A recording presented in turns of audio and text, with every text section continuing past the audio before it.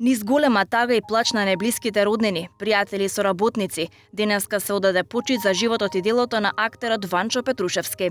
Во просториите на Драмскиот театар се одржа комеморација за трагично загинатиот актер, каде присуство изразија многумина од неговите колеги.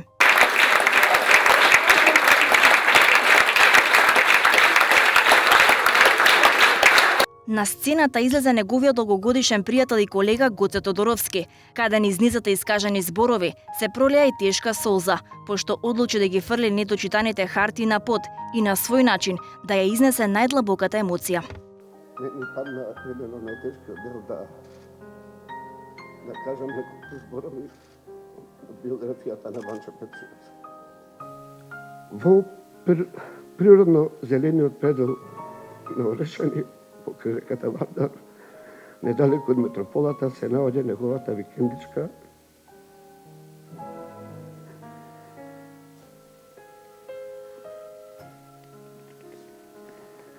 која без него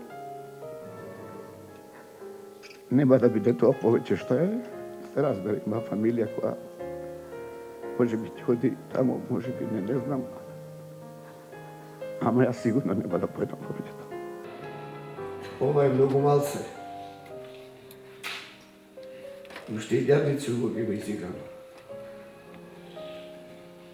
Како крај ќе кажам дека сум со него бев во една шира, кажам дека повеќе со Ванчо колку со сам себе.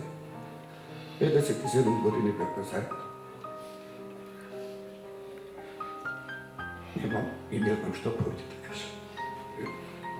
Меѓу присутните можеше да се забележат многумина актери, додека од Министерството за култура немаше ни еден представник, сепак испратија само писмено соопштение до семејството Петрушевски со жалење за смртта на актерот.